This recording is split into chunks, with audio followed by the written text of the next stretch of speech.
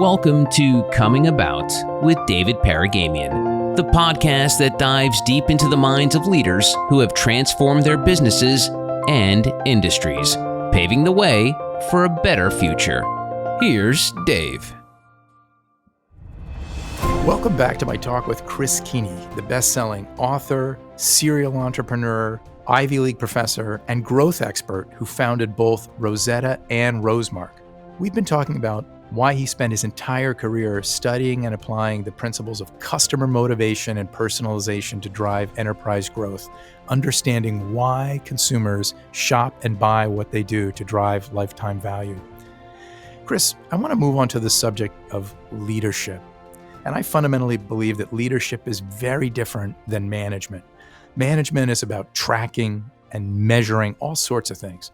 But to me, leadership has always been about truly making things different, making things better. It's about bending the shape of the Colorado River.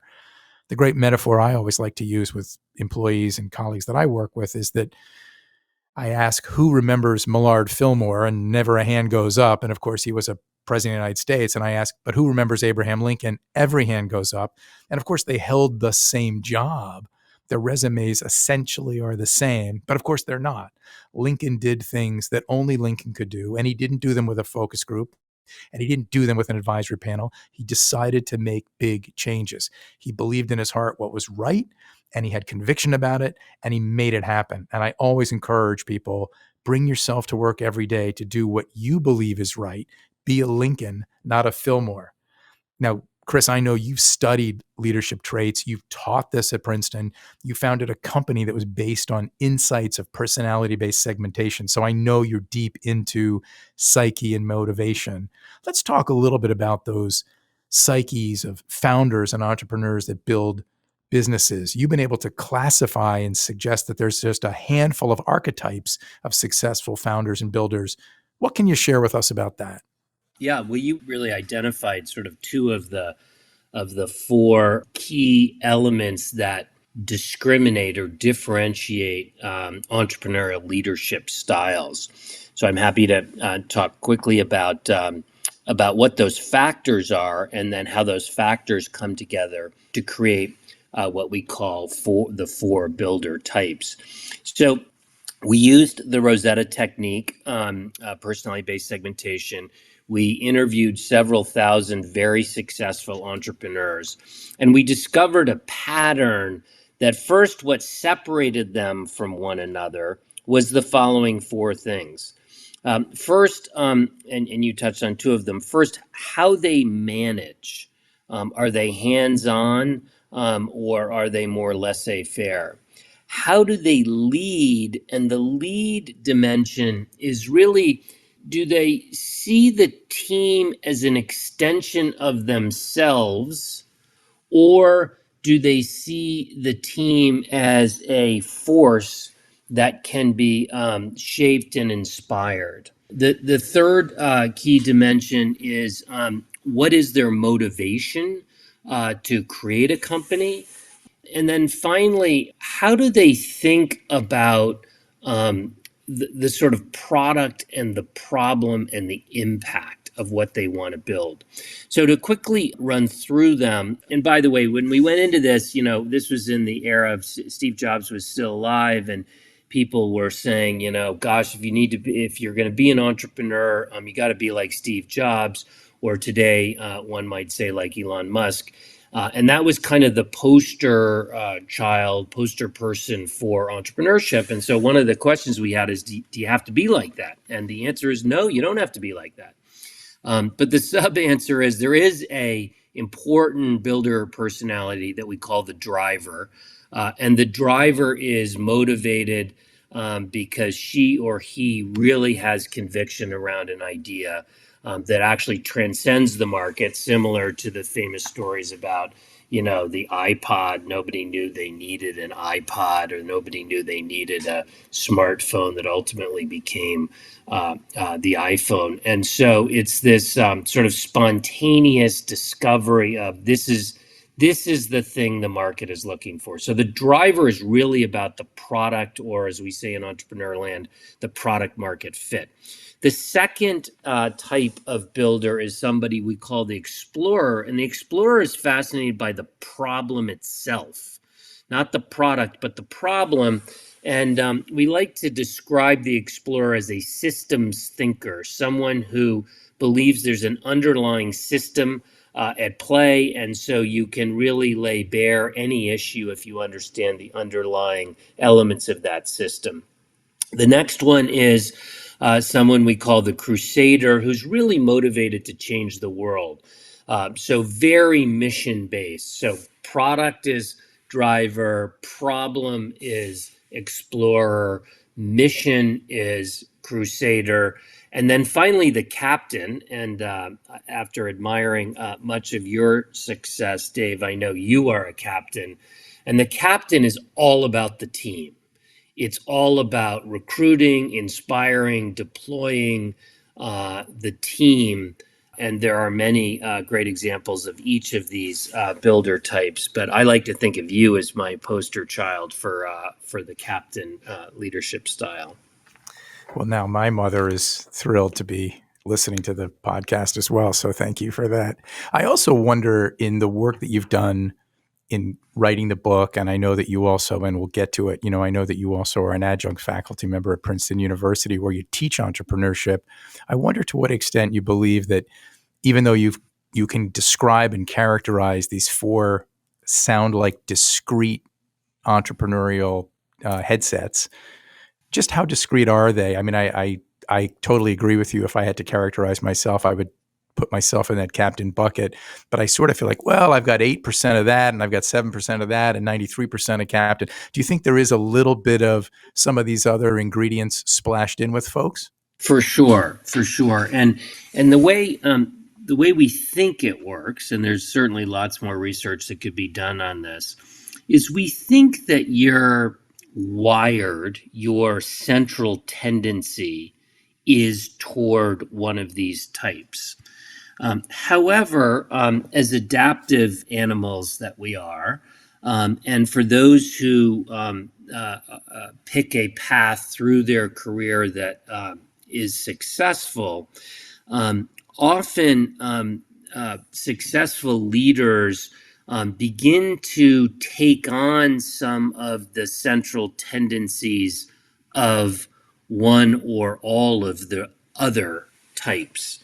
And so one of the pieces of work that we did was to figure out when building a team, which type is your best complement. And what the way we thought about this was that sort of like the poles of a north, south, east, west, there's a natural pairing of these types where it's your opposing type that can make your best partner in building a business. And there's no hard and fast rules. And certainly if there are two people building a business, they could certainly be the same type. But one of the, just to play this out a couple steps further, what we found is that the driver and the captain pair very well because the driver is focused on the market and the product market fit, and the captain is focused on the team. The explorer and the crusader team very well because the explorer is focused on the problem and the crusader is focused on the vision and the mission. Sometimes explorers are so focused on the problem that they sort of forget the spiritual motivations that may really enfranchise the team. And so they can pair very well.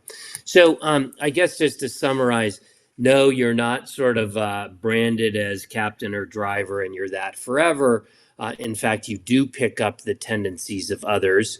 And then it seems like there is a pattern of pairing that can perhaps explain some of the ambiguity of entrepreneurial success.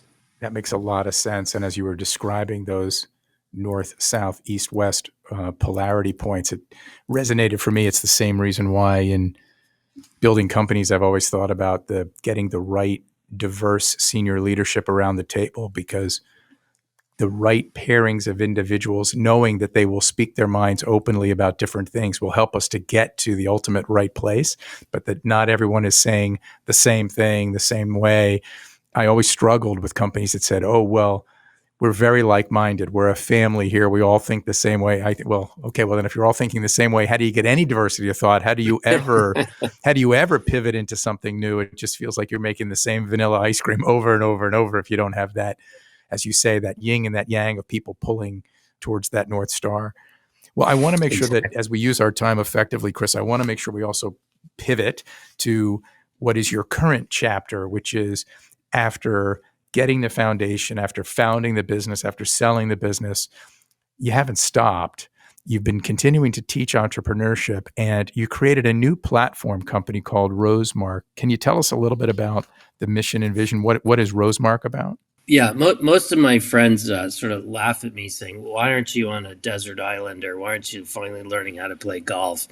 But I think that I was bitten now 25 years ago by this question of if you can understand the why better, you will build a better company, you will build better teams, you will build better loyalty programs. And so I'm a little bit of a dog with a bone on this. And what's happened since Rosetta is the analytic techniques, think AI and machine learning, the data, think, as some people call it, the digital exhaust of all your click streams online. When we combine these two things, we can really take business building to the next level. And so Rosemark is focused on building what we aspire to be the next leader in personalized marketing. Now, personalization, personal this and that, is a term that's way overused. The reality is that most personalization is done on a very superficial basis of demographics, or what you bought last, or the fact you look like somebody else, and therefore the next action is likely to be X, Y, or Z. And we believe we can get underneath that to explain how your motivations and preferences drive your economics. And similar to the work we did 25 years ago in developing personality-based segmentation, we now believe with the tools and data available that this can be used in the marketing automation stack. That's a fancy way of saying can be used in all of the technology that serves up the right product, the right message, the right offer at the right time. And so I think this is sort of one last shot before I let the bone go. I'm very excited to be working on this new idea with some incredibly talented people, both at Princeton University and other people from the marketing and advertising world, to build what we hope is the next platform that really changes the game.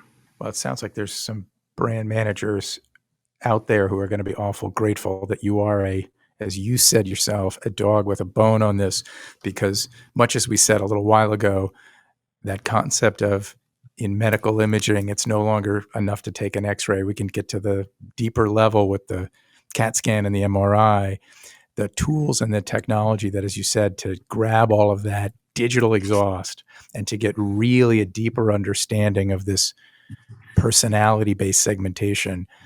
I think certainly most of the brand managers that I know and that I continue to work with and to serve as clients, they do express to me this frustration that the segmentation work that they often do feels like it hasn't changed in 20 plus years. Here's our early adopters, here's our loyalists, these very broad-based 3 or 4 buckets, and then off we go with our marketing campaign. But what I'm hearing you describe is a next level, an advancement from where Rosetta was to where Rosemark is in terms of really leveraging that data so that on the front end, the homework part of the marketing project, it sounds like you're getting even deeper, even better insights, building better segments so that the marketing surfaces and the creative that come out are much more targeted and I would imagine much more measurable. Am I getting it right?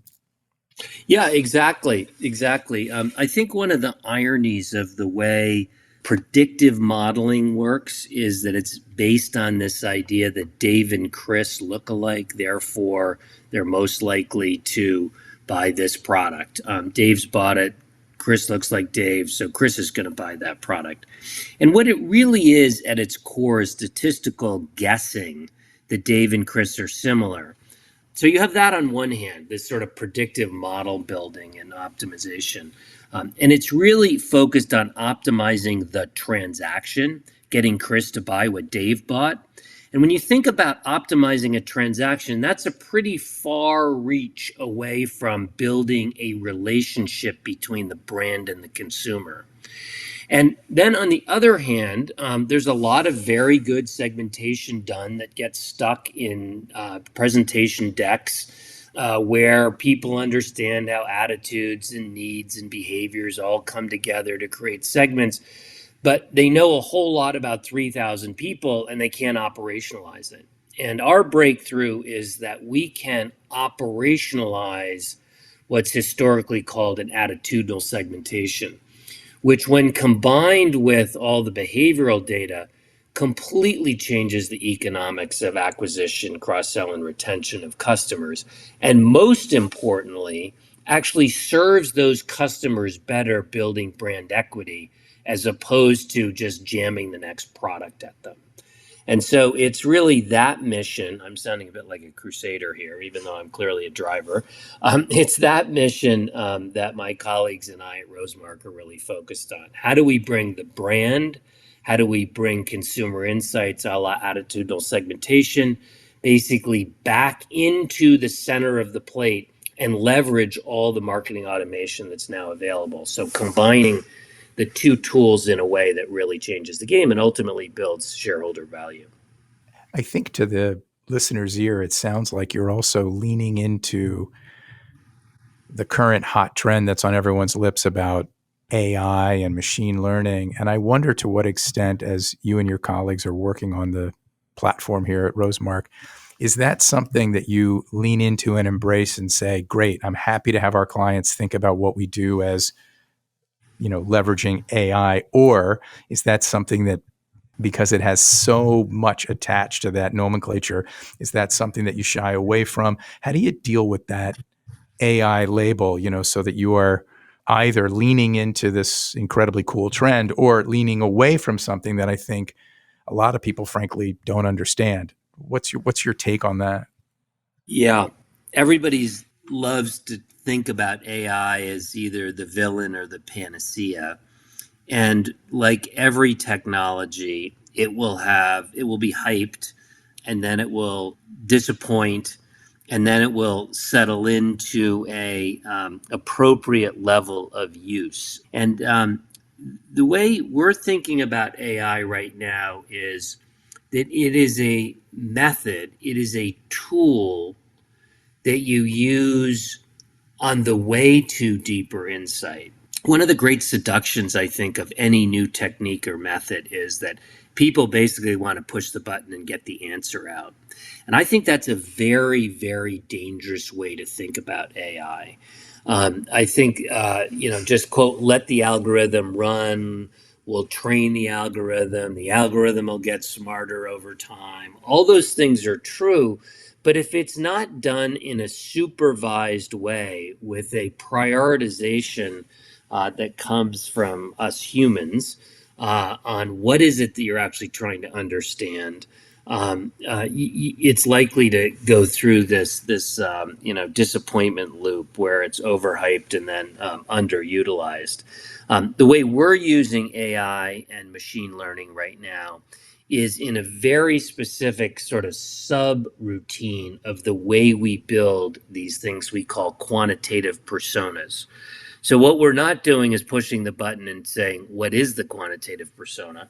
But rather using it as a way to hunt through many, many millions and billions of individual data observations that then allow us to see the pattern better. But when you obsolete judgment or you assume that the tool will obsolete judgment, I think you're on the path to disappointment. It's a powerful tool, but it's not the answer.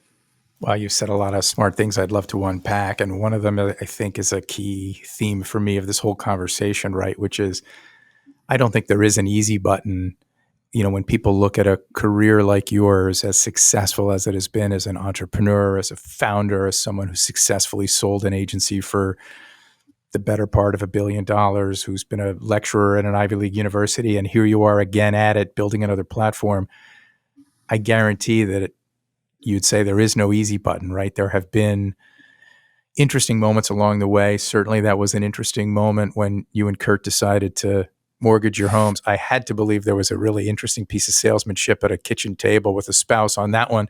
So there is no easy button, I think, on this journey. Am I correct? Absolutely. Now, this is entrepreneurship is not for the faint of heart, and it takes a tenacity that borders on neuroses, I think. And you have to have the right mix of luck, success, and failure. I think these are the galvanizing elements of an entrepreneurial career.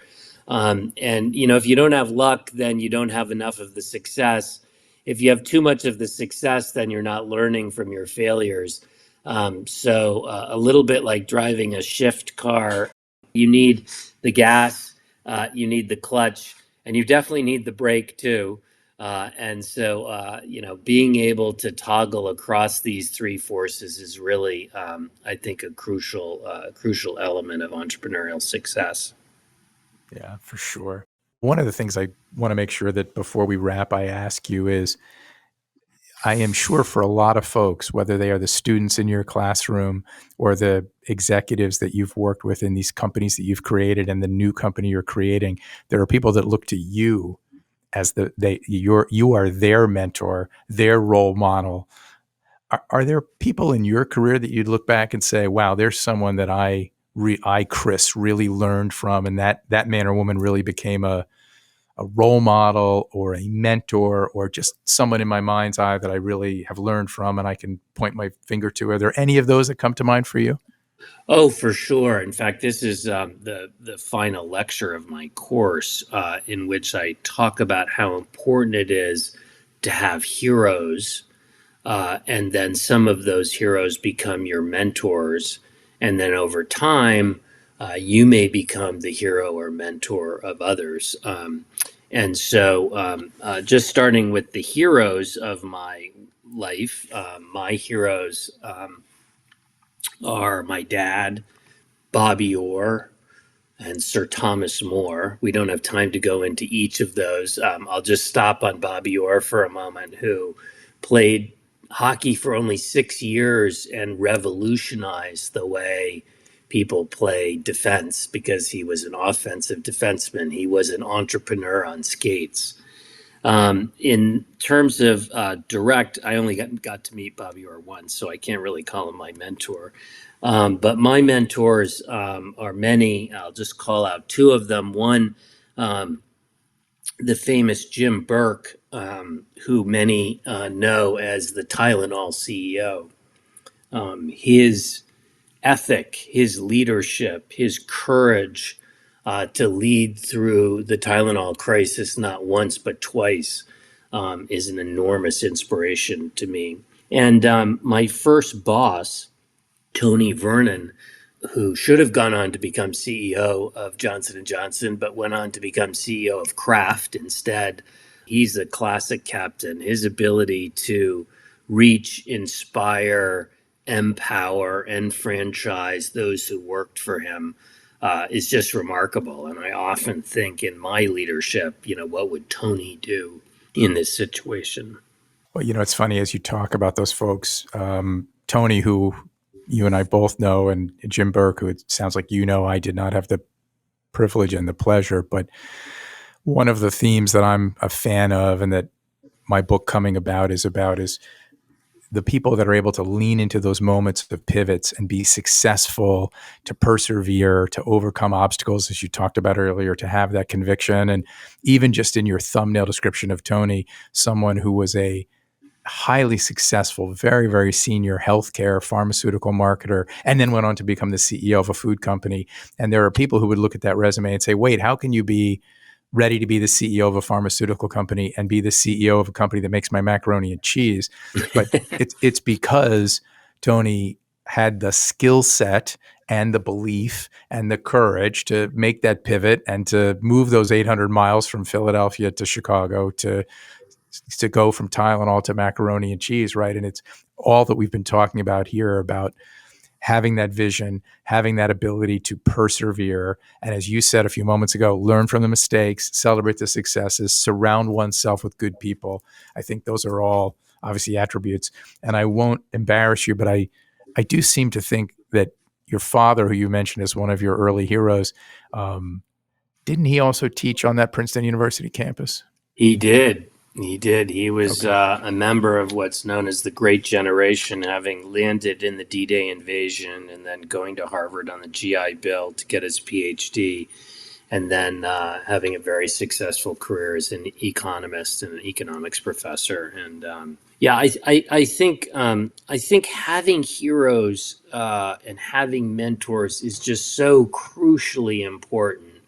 And so I encourage, and there's no kind of age boundary to that. I still have heroes and mentors. And so, I encourage everyone to find the mentor for the moment that they're working through. And it can just be enormously powerful in your personal and professional development. That's a great sort of punctuation mark add to all of this, Chris, right? That even someone like yourself still has heroes, mentors, role models, and you may pick one up 3 years from now that's the appropriate one for that part of the journey, for that pivot that you're making or that thing that you're trying to accomplish at that time. That's a great way to end it. Chris, I really appreciate the time and you being so candid and sharing your history with me and with us. Thank you for taking the time to be here with me today on Coming About, and I wish you and the Rosemark team tremendous success. It sounds like what you're doing in the next chapter, even deeper than the first. You mentioned the techniques, you mentioned the team. Super excited to see what happens next with Rosemark. All the best to you, Chris. Thank you so much. Thank you, Dave. It was an honor to join you on your podcast. Thank you, Chris. And that wraps up this episode of Coming About. If you like the show, please take a moment to subscribe so you'll get notified when we release additional episodes. And if you have a moment, I'd love it if you left us a review or other comments so that we can share it with other individuals like yourself so that they can learn about the show.